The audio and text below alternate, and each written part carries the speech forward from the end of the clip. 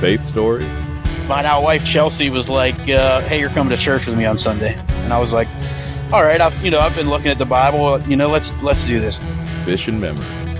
When I first started, I was just fish, focus on the fish. And I see the kid catch a fish. I'm like, good job, perfect, awesome. And then he goes up there, and I'm like, we're catching slot snook, and this kid's up here going, oh, the breeze. I'm like, this is exactly what it's about. Meaningful conversations. You have to stay in the Word. You have to have a good support system. You have to know what the end goal is. You have to know who God is. Positivity. This is the Faith and Fishing Podcast. Your hosts, Cam Steele. If your identity is you're an angler, whenever you're not doing well in the water, that's whenever you can't be content. And Robert Randolph. And his timing is perfect. We might not always agree with it, and we might not always understand it at the moment. Bring you interviews with some amazing guests from the fishing community and discuss all things to do with fishing and their faith. Welcome to the family.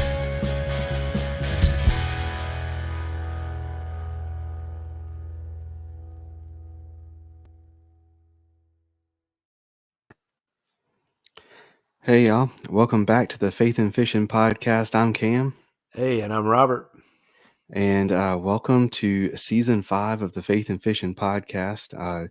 We are going to have a few little kinks that we have to work out as we, navigate through our new intros and stuff like that, not being big enough to fill up the screen and all that kind of stuff. But Robert, how was your break, brother? Yeah, it was good, man. Just, working and doing Christmas and still have a little bit of Christmas to go. So we still have one more trip to make on that. And, everything's going pretty good. I mean, watching some basketball, so that's been fun. And, just keeping it between the ditches. What about you?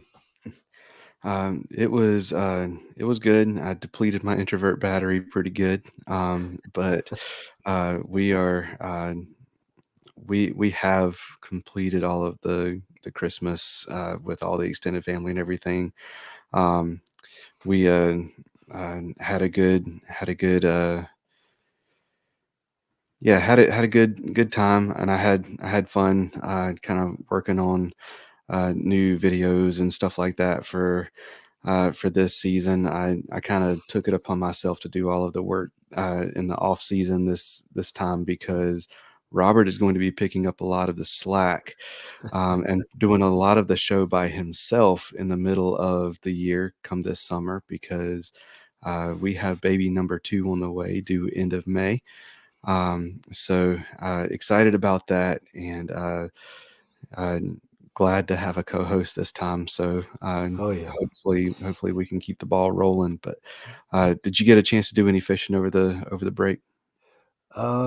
So I think I only fished one time, and that was the CKA winter, online deal.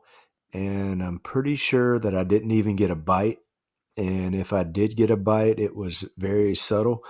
But you know what? I got out that day and fished until about 1 or 1:30, and then I had some other stuff already lined up to do. So it was good to get out of the house. It ended up being a pretty nice day. And I just went to a local spot that me and you have been to before, but figured I could get on a couple there, but it didn't happen. So, that's cool. I think there's another one of those coming up in a couple weeks. I'm going to try to fish it and go from there. What about you? Yeah, I got a chance to. I went out once, did some bank fishing, and it was funny. I caught 2, and I didn't hook either one of them. It was the strangest thing. So the first one came up and swiped at a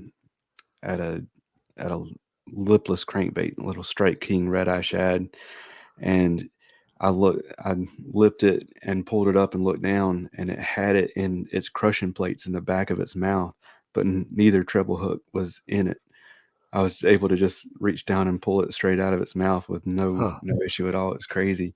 And then the second one was I sent a picture to you. Said, yeah, I'm basically a pro because it was, Oh yeah, the little I think, 8-inch, dude, 8 inches was maybe that's 6 inches. this thing was the size of my middle finger. And I felt it. I felt it on the Ned rig. So I set the hook, and I forgot I was using a Ned rig, and it went flying up into the air, and because it bit the tail of it and didn't get the hook, and it went flying up into the air, and I caught it in my hands. Uh, There you go. so some fun little catches there, but I did want to kind of make a couple announcements first. Thank you to everyone who listened to the show, whether you discovered it in the off season or whatever, and went back and listened, or maybe you're just getting caught up. We um, we are rolling. I haven't even looked at YouTube numbers from over the break, but um, on the podcast platform alone, we're up over 10,100 listens. So really awesome, there. And wanted to say thank you to Save Your Outdoors, Omnia Fishing, Get Outdoors Pedal and Paddle, Mr. B Lure Company, Jade's Jigs, for their continued support. And I wanted to introduce a new sponsor for the season, Nakwa Adventure Gears, or Adventure Gear. It turns out I had been I had been saying it wrong this whole time. It's not Nakua, it's Nakwa, like aqua. Nocturnal Aqua is the combination there because they kind of got their start doing like Yeah, underwater board lighting lights. for board lights and stuff for stand-up paddle boards and their kayaks and stuff. Um, and so I had been using their batteries for a while. A 12 volt, 10 amp hour battery that fits in the palm of your hand. I mean, it's powerful stuff. And then like even their 20 amp hour battery is still, 4 pounds. So, Yeah. I mean, I thought I had mine laying right here. I had it earlier in my hand. I've been using it to recharge phones and took it on a trip so we could charge multiple phones at the same time. So it came in handy. absolutely, man. Well, I tell you what, I don't want to have this intro go too crazy. So we're going to thank Get Outdoors real quick, and then we are going to get our guest introduced for this episode. Get Outdoors Pedal and Paddle is one of the largest canoe, kayak, and cycling retailers in the Southeast, with a huge selection of kayaks, canoes, bikes, and all the accessories needed to experience paddling and cycling comfortably and safely. Get Outdoors helps to expand and educate the paddling community through their free demos held on local lakes in the Greensboro, North Carolina area, and through in-store clinics and on the water courses and demos. And we'll even get your new boat rigged up for kayak fishing for you. Stop by the shop in Greensboro, North Carolina, or visit them online at shopgetoutdoors.com to be wowed by their selection. All right. So I did also want to mention, if you are someone who's into podcasting, or you're doing like your YouTube channel or something, and you want to work with a phenomenal voiceover actor, check out Jonah Houtz. That's Houtz, and it is, I want to say it's HOUTZVO.com or something like that. I'm going to check it real quick. But he was just a kind of an up and coming guy, and phenomenal. It's not what I just said, so I don't know what it is, but I will. I We'll will. check that out and get him a shout Yeah, out. But I was going to say that sounds really good. So yeah. yes. He was phenomenal to work with in terms of professional, and just he's got a great voice.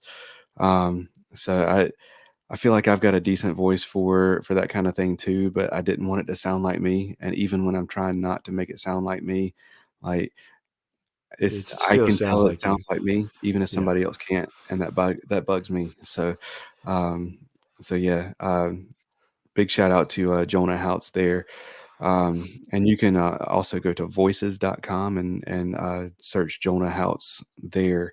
And that's another way you can get a hold of him. But anyways, this episode we have and I am rusty because I did not ask him how to pronounce his name.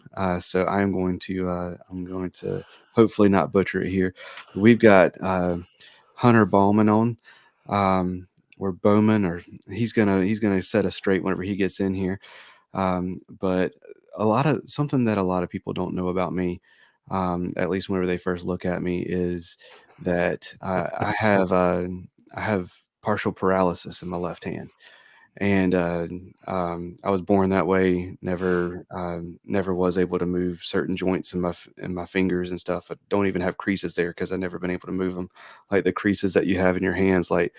Uh, if you look at my left one there, like I don't even have the creases there, and uh, whenever it's always been something special to me to watch somebody who is an overcomer, and do the things that they are for whatever reason either told or believed that they couldn't do. So this guy, we had my fishing buddy Jamie on a while back. And he's an amputee, and this guy's an amputee. Um, he's got a little less functionality than I do in one of his hands, but I'll let him introduce himself and kind of give us the real pronunciation of his name. But Hunter, man, welcome to the show. Hey man, thank y'all very much for having me. And nobody gets the name right, so whatever you say, I'll answer to it. But Baughman is what I say. That doesn't mean Bogman. everybody in my family says the same thing, but that's what I landed on. But Awesome. yeah, Well, glad to be on the show. absolutely, man. Well, go ahead and introduce yourself to our listeners and tell us who Hunter Bogman is. So I'm from Jetsonia, Arkansas. I'm a fourth, which is Central Arkansas, because nobody knows where Jetsonia is. But I'm a fourth year NPFL tour angler. I've tournament fished. I'm 37, so 20, 22, 23 years probably. Probably got fairly serious within the last 20 years. About the time I graduated high school, I started fishing a bunch of stuff. Fish locally forever, fish Toyotas off and on for years when I could afford it. Very fortunate to be able to put it all together to fish the NPFL the inaugural year and have stayed with them and hope to do that for a long time. Outside of fishing, man, I absolutely love hunting. Like I'm sick to death about deer hunting. Love to duck hunt too. Actually, duck hunting the last 2 days. Just got in this evening.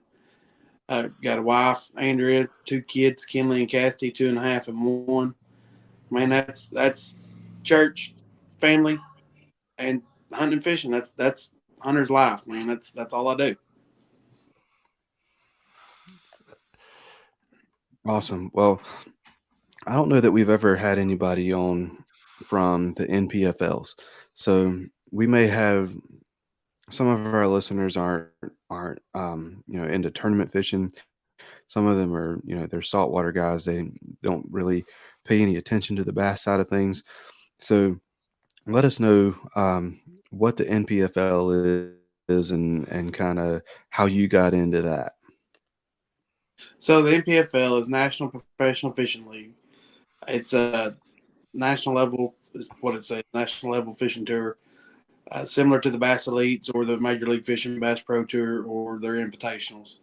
We travel around. We have 6 tournaments and a championship every year. They're 3 days. The full field fishes all 3 days. This year's field is 127, I think. Um, and that's basically it's just a high entry $5,000 or $5,200 buy-in, 100,000 first place. Just your pretty typical national bass fishing tour. Uh, very very focused on fishing and not politics, which is unlike some of the others. And they're just there to go fish, man, and nothing else. And a lot of live cameras and just fun stuff, ways to support the sponsors. They what they do, they have an angler application process, and they they go through all of them, and I mean, there's definitely people skilled enough to fish that don't qualify. They want a family type atmosphere, and I love that. I think there's 4 owners in the NPFL. I think of them as family at this point. They're great people. I love the atmosphere they keep with the anglers they keep, and it just continues to grow every year.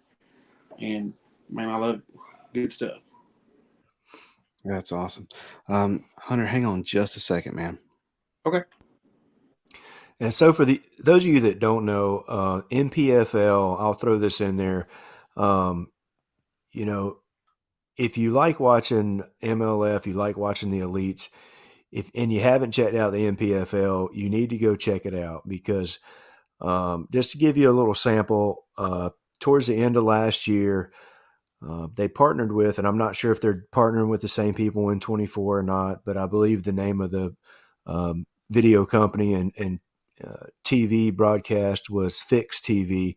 But those guys were really the first ones and still right now the only ones that have hit a home run and showing the forward facing sonar in the broadcast on a split screen while you can watch the angler and the angler is explaining what the forward facing sonar is doing. And to me, I enjoy, nobody, you hear it all the time about forward facing sonar. Everybody's looking down. Well, guess what? If I can see what the angler can see, what he's looking at, and then that guy's explaining to me like, oh, here's what's happening on that. And you can actually on some of those video clips, see the fish, hitting the lure on the forward facing sonar on the live broadcast. Those guys beat everybody else to the punch on that. And to me, Luke Duncan and Fat Cat are more entertaining than the other. Not taking anything away from the other guys, but I enjoy listening to them. I enjoy the realness of everybody that's on there. And just like Hunter was saying, you can see that family atmosphere come through in the broadcast and how the anglers are talking. It's everybody is positive, upbeat. And man, I've enjoyed watching it over the past few years and have followed along pretty closely. And I think you get a little bit of a snowball effect. And man, this year going into it, you got some people joining, and it's getting bigger. It's getting bigger names that people know the names, and I think it's just going to keep snowballing. And I wouldn't be surprised to see it, right up there on an even playing field, if it's not already. For sure. They actually released the names here the last couple of days. Man, it was. Yeah. I knew. I think we got I counted. I think we got 10 elite guys coming, 1 Bass Pro guy, and then man, there's another 7 or 8 retired, like David Fritz, guys that we know. You know what I mean? That aren't doing it. Yeah, I was impressed. There were some names I didn't know was coming. I saw Kyle Welcher. I mean, that's elite angler of the year last year. That's a big deal, man. For sure. Yeah, and I'll piggyback on what Robert just said. Any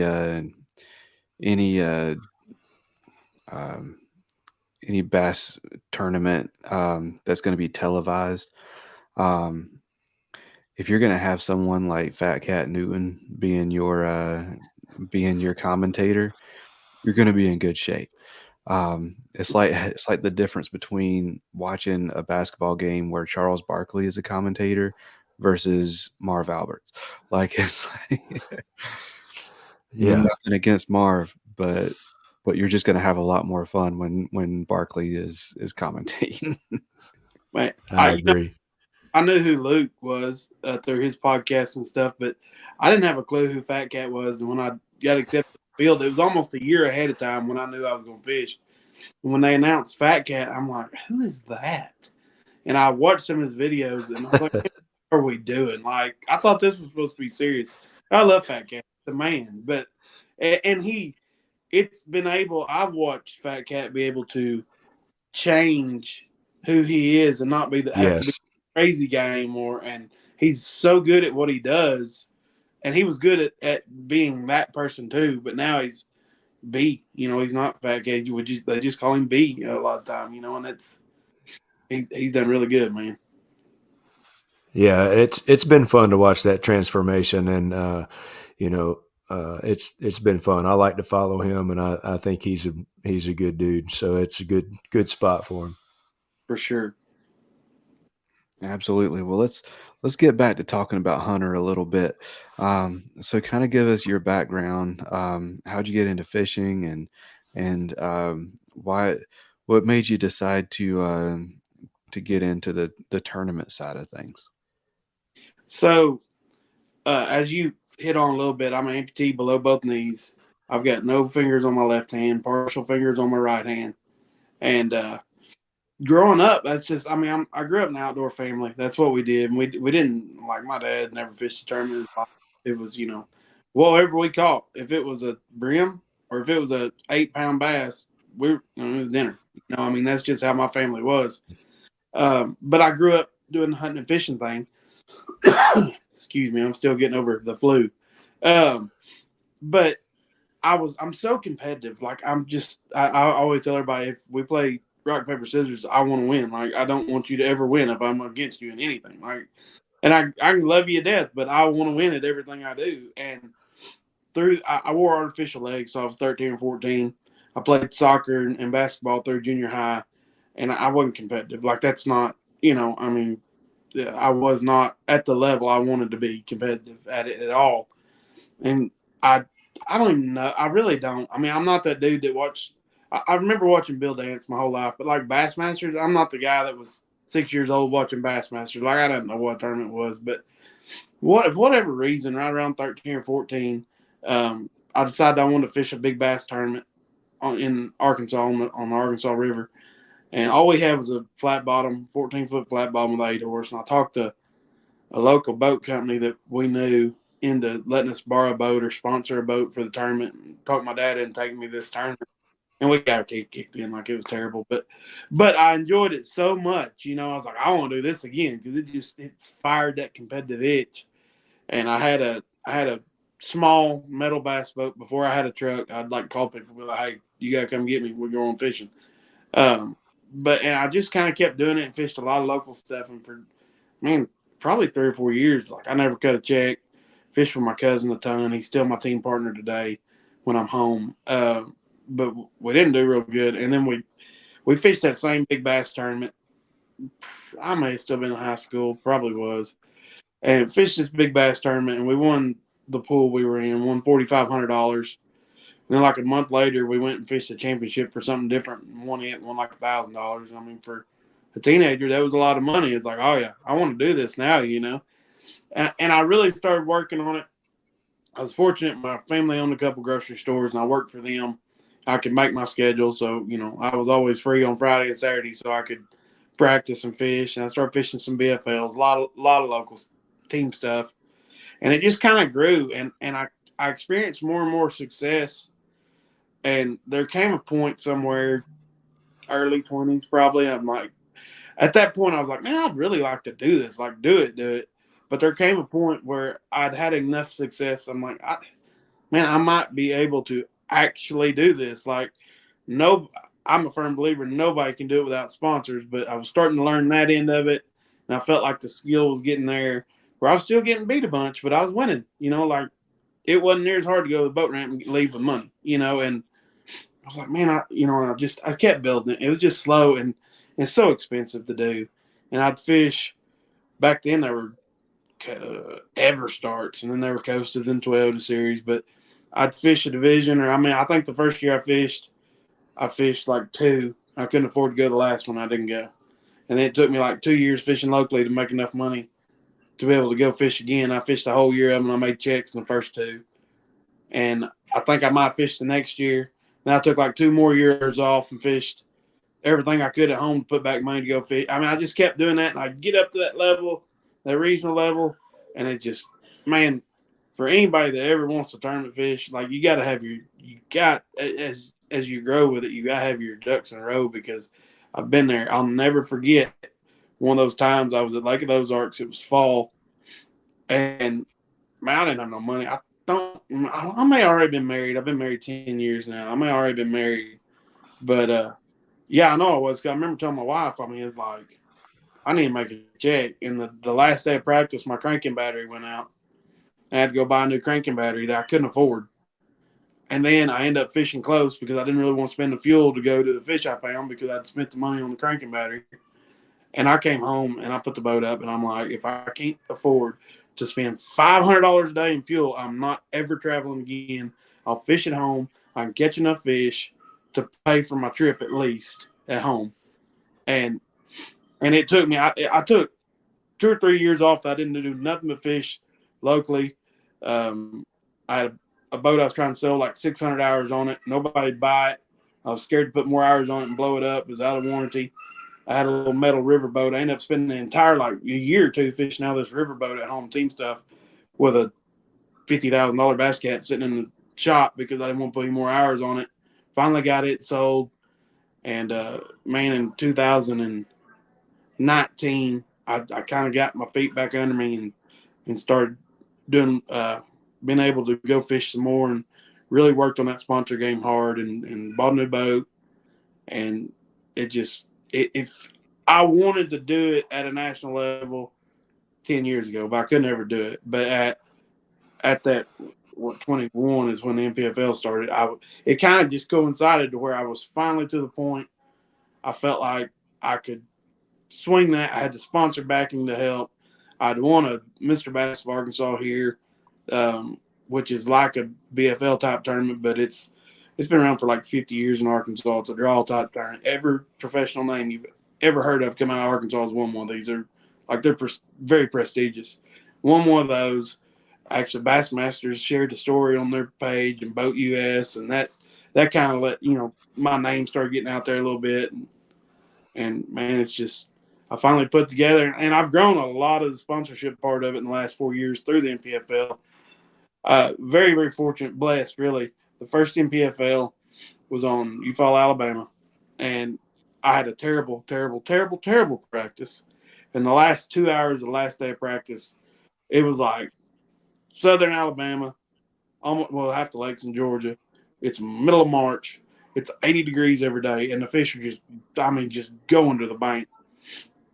And I was on the bank, and it had been miserable, and I'm a nervous wreck, man, that this tournament starts, and I see a hump off the bank a ways, and I look across it on my way out to put the boat on pad, and it's just full of fish, like full of fish.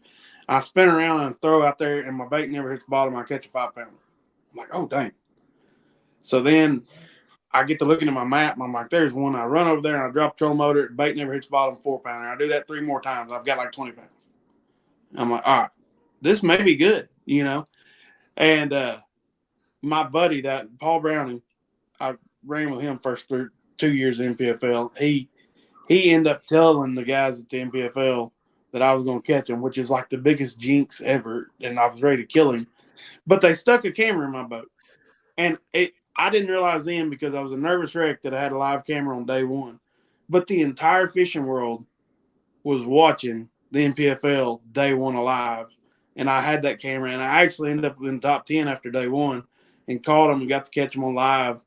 And man, that amount of exposure helped so much. I caught them well enough to get the camera on day two, and it really started snowballing from there. That's awesome. All right, man. Well, let's swing towards your faith story a little bit. Kind of give us an idea what it is that you believe in and how you came to believe that. Absolutely. I went to a Christian school from first grade till I graduated. I hadn't been in church my whole life. My family was Easter and Christmas, the like a lot of families are, go with the family. My grandparents went every week and go with them on the holidays or whatever, Mother's Day. But I was in the Christian school. We had chapel, and I mean, like, I get it. I know Jesus died.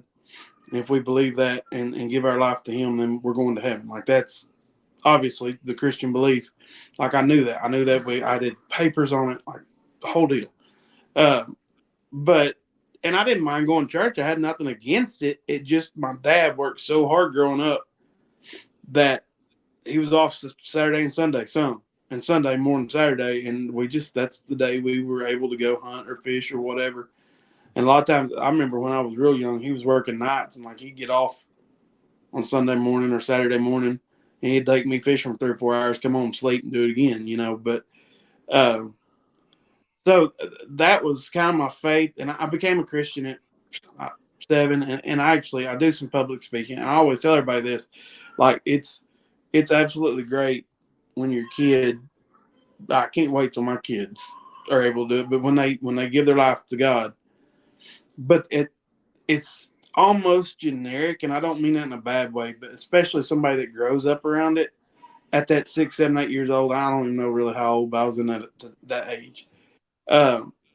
Because it's just what you're taught to do. But as a kid, I don't really think you know what you're committing to, if that makes sense. Like, you're living for God, but I think it takes an adult to really comprehend what's going on.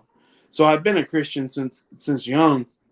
And in high school, I had a couple of buddies I went to school with. They went to a church together, and they took me on a fishing trip, actually, to a pond that their youth group was doing. And I knew a couple of other guys there, and we had a lot of fun. And they started inviting me to youth group. I started going every week. And I don't know, 6 months into it or whatever, I started actually going on Sundays with them. And I actually live an hour from that church now, and I still go to that church now every week. And that, that was kind of my really, as my life started to turn a little bit and in church more. And my parents ended up, I did that for 3 or 4 years. They ended up starting going to another church. They go to church every week now, and I'm tickled about that. But I never went with them. We never went. It wasn't like, all right, mom, dad's making me go to church. I went because I wanted to go. So what that made me do as a little cocky teenager is when it was a cold front and I wanted to go deer hunt, I went deer hunting on Sunday. I mean, like, I was at church most of the year. It wasn't just occasional. Like, I was there every Sunday and Wednesday and Sunday night till there was a cold front or a bass tournament. I mean, pretty much, depending on what time of year it was. And then in my mind, I'm like, look, nobody's telling me to go to church. I'm doing this on my own.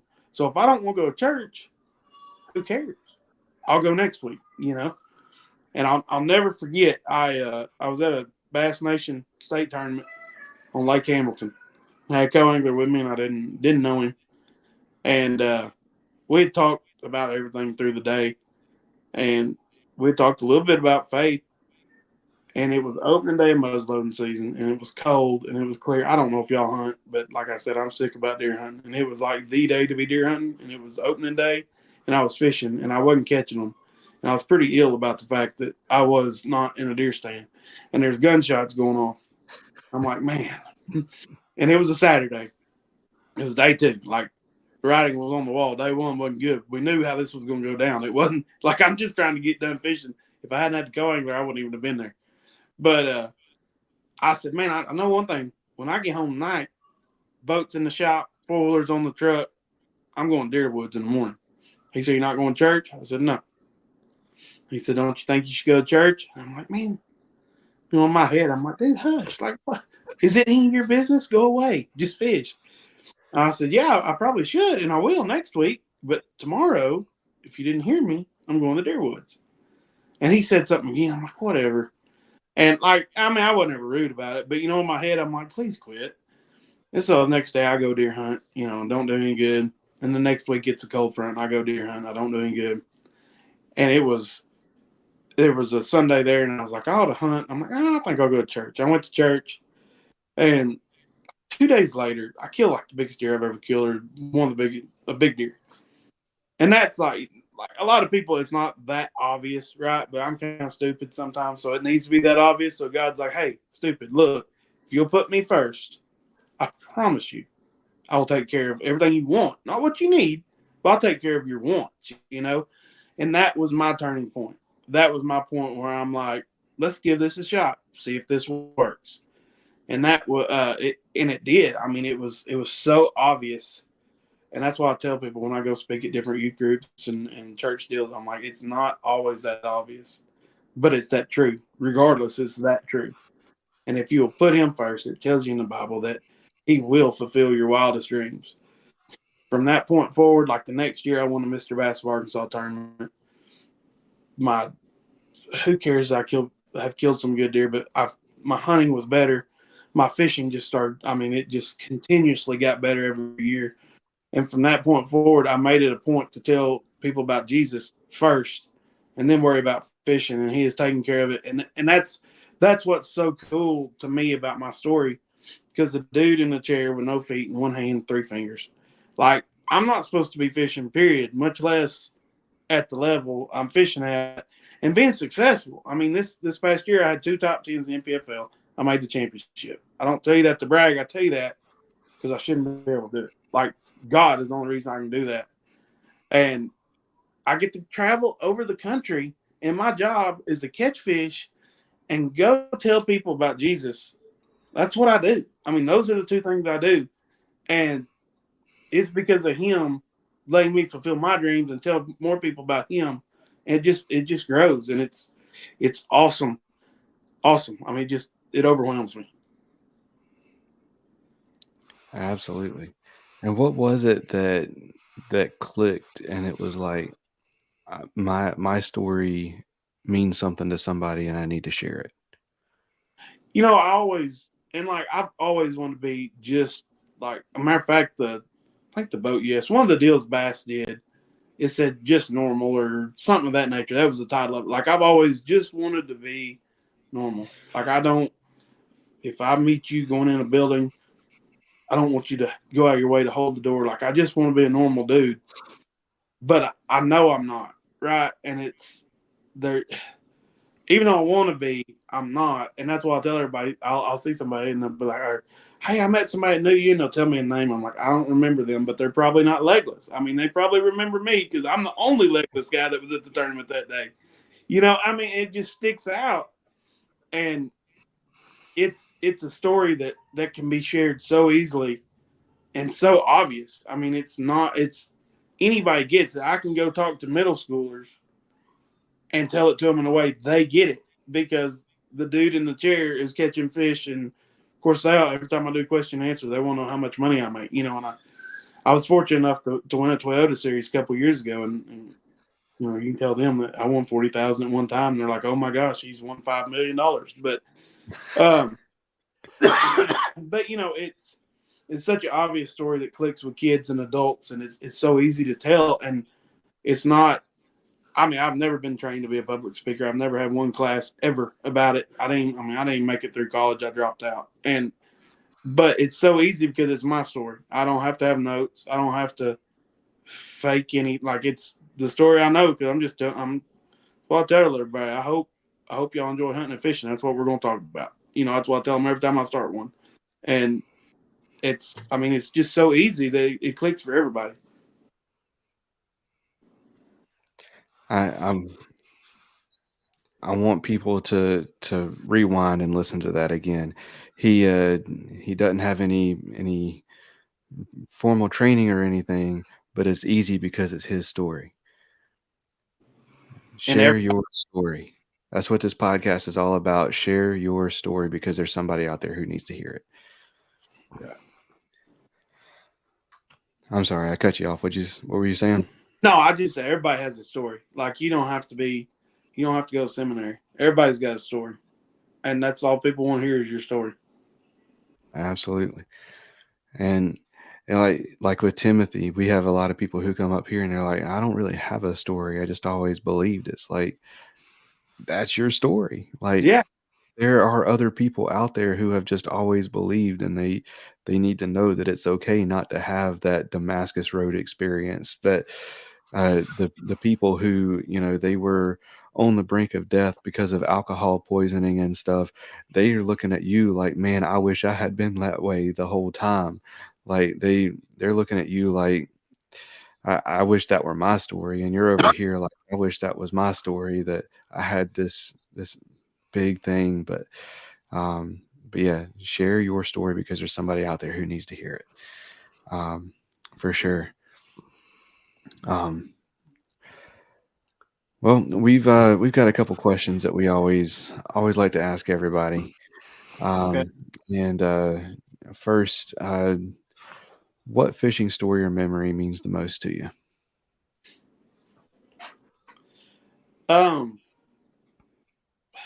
Man, that can go a couple different ways. In the competitive side, winning the Toyota Series was so special to me.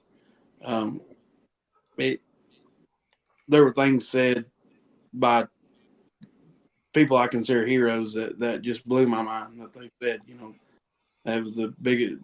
Multiple people had said Mark Rose. I consider him a friend. He posted this big long thing about the biggest accomplishment in professional fishing history or something. And I don't think there's other things, but I mean it's just so overwhelming to see my friends and the community. So on the competitive side, that would be it. Man, it's hard to beat the memories of my grandpa and my dad and me in the boat, in a 14-foot boat catching crappie. I mean, my grandpa's been passed away a few years now.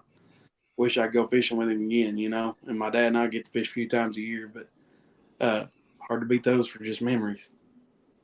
Absolutely. Yeah. Absolutely. And then the other question is, it was when you're out on the water, and it could be fun fishing or it could be with a co-angler. What's usually a conversation that you guys strike up? What are you guys talking about when you're out on the water? It's funny, if they deer hunt, we don't hardly talk about fishing at all. Because if I could deer hunt all year, I wouldn't even own a boat. Hunting or fishing, if it's like my cousin, somebody we fish with a lot, the conversation goes everywhere. Just I talk to him every day anyway, so it's all over. But like with a co-angler, I try to fit my faith in there somewhere. I'm not a preacher, and I don't want to preach to anybody. But curiosity killed the cat, and everybody's going to ask it sometime about why. I don't even know if I said it on y'all's. I had bacterial meningitis when I was 9 months old. It's why I'm an amputee. But they ask, and it's a great way to throw it in there.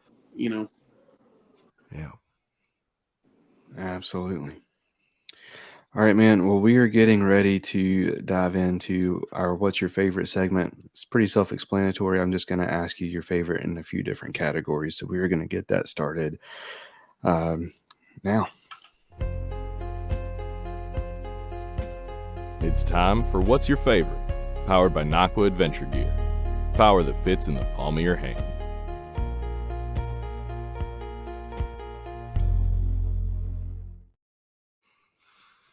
All right, so this is What's Your Favorite. Now it is powered by Nakwa Adventure Gear.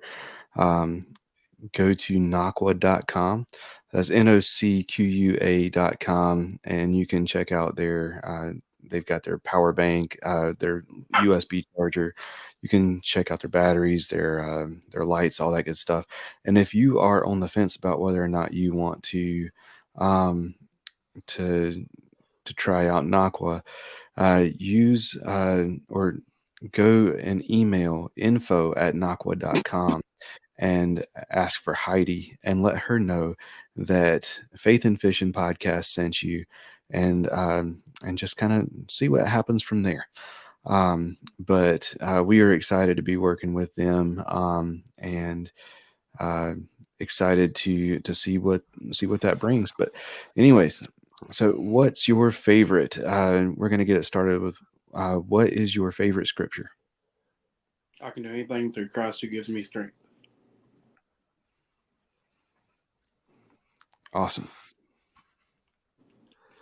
Well, I don't know if I have the right questions or not. So. We're going to go with the favorite Bible translation. Okay. NIV is still what I use most of the time. All right. That's what I use too. Cam's going to update me. Yeah, I'm going to send you the, let's see.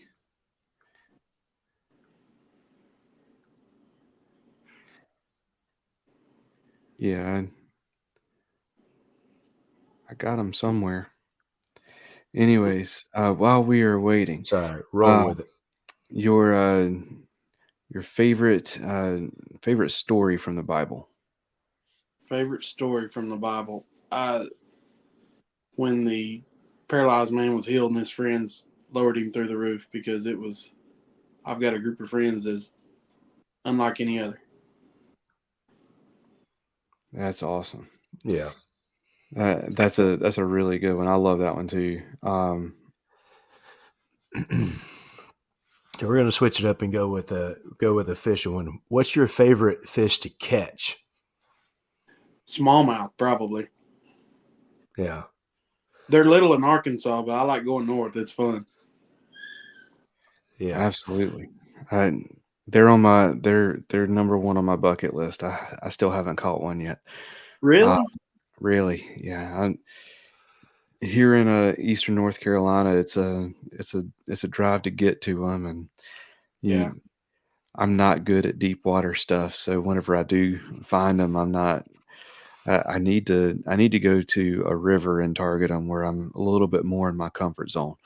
But yeah, so what's your favorite fish to fish for? So your favorite to target, figure out.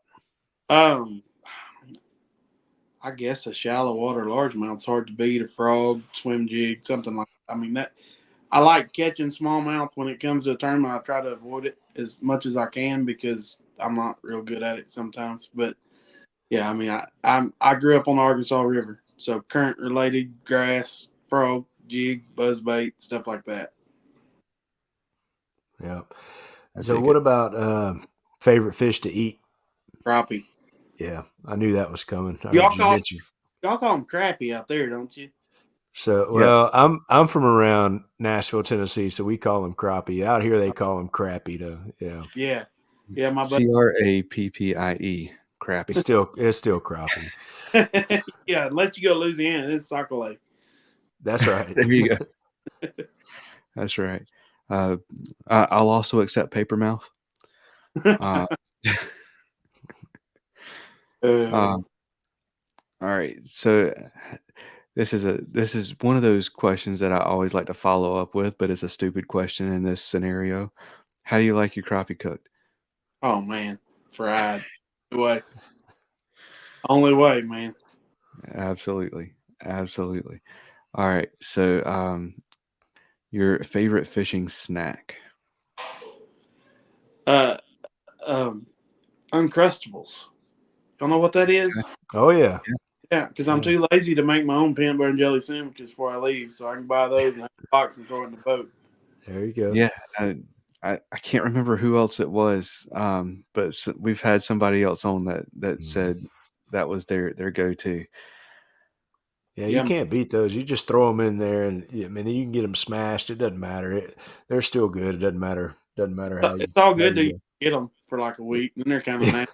Get 'em. What about your favorite body of water to fish? You know what? That's something people ask me. And I've always said the Arkansas River just because it's home to me. I mean, I've spent so much time on it. But I really, really enjoyed Lanier last October. Like Okay. that's right there at the top. It is a phenomenal lake, and I never thought I'd be the Clearwater guy, but I really enjoyed it. Yeah, it's pretty. Okay, for sure. And don't need you to give away too many secrets, but what's your favorite lure to throw? Man, a 5/16 green pumpkin and purple finesse jig. That's I've got a rod and reel dedicated to it. It doesn't matter where we go in the country. Lanier, actually, I didn't catch a fish. First time ever that I've gone to a lake and not caught a fish on it.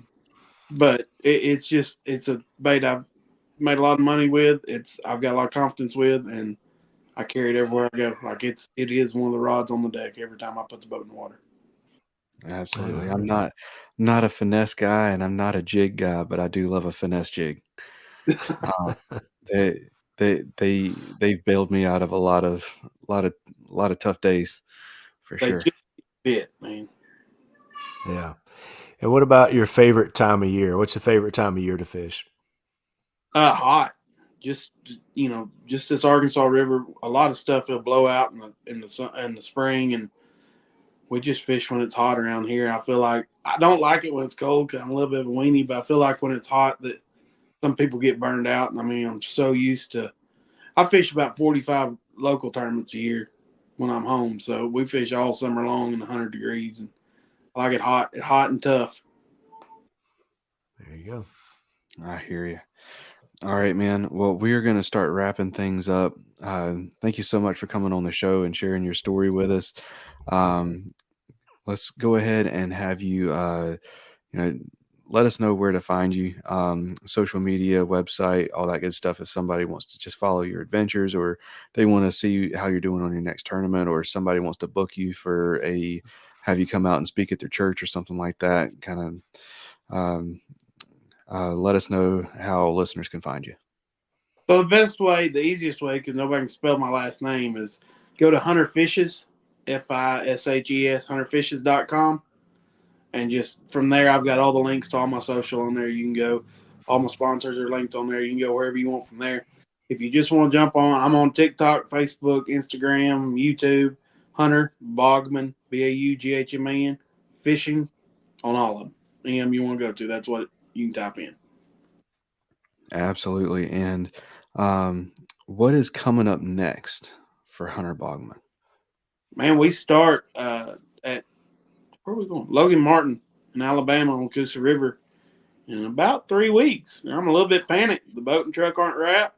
My stuff's not ready, and we're fixing to hit the road. So that is the agenda. I got my duck hunting out of the way. That is the agenda the next 3 weeks.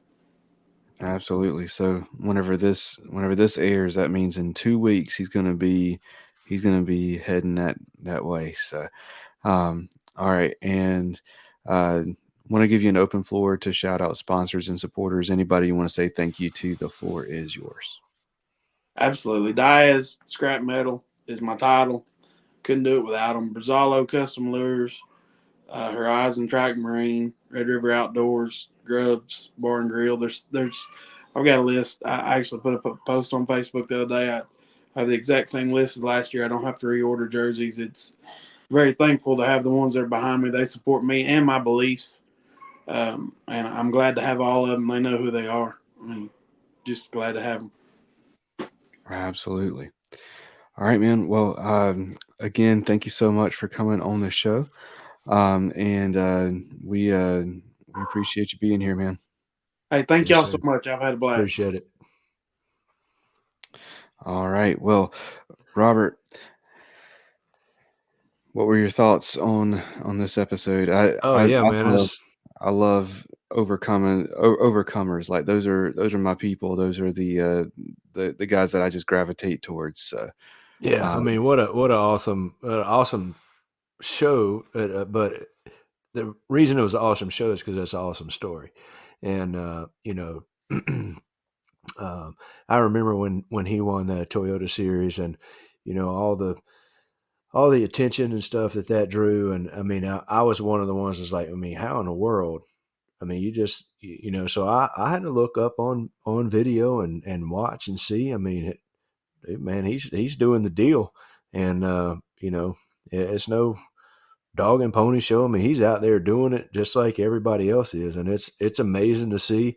And what a great story. And we'll have to have him back on because I got a bunch of hunting questions. I didn't want to go like the Faith and Fishing and Hunting show, for the first one out of the gate for the year and just blow it up. But I have several hunting questions that would be good, so we'll have to have him back on. absolutely. All right, man. Well, you want to close out the first episode with a prayer, man? Sure. Yeah, I'll close it out. Dear Lord in heaven, thank you for this day. Thank you for the opportunity that this new year brings to reach people and to get other anglers' message out there, and to just provide a platform that people can come and get some positivity and hear people's faith story. And, hopefully we can encourage people to get closer to you.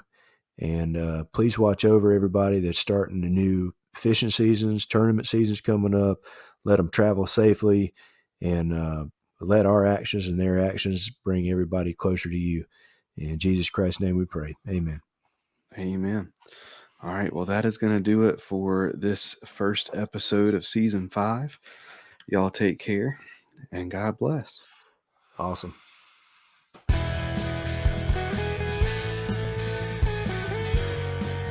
Thank you for listening to the Faith and Fishing podcast. Please consider supporting those that support us. Jade's Jigs lead-free finesse tackle. Use promo code FNF10 at jadesjigs.com for 10% off. Save your outdoors. Stop losing your gear. Use promo code FNFP15 at saveyouroutdoors.com for 15% off. Omnia Fishing.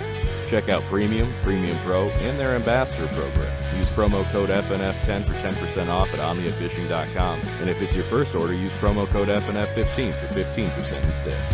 Mr. B Lure Company. High-quality handmade baits made right here in the U.S. MrBLureCompany.com. Use promo code faithnfishn for 15% off your first purchase. Get outdoors, pedal and paddle. Check them out at the shop in Greensboro, North Carolina, or at shopgetoutdoors.com for all your paddling and cycling needs. And Nocqua Adventure Gear, lighting, power, and all the connectors at Nocqua.com. Please rate, review, subscribe on whatever app you're listening on. That's going to do it for this episode. Y'all take care and God bless.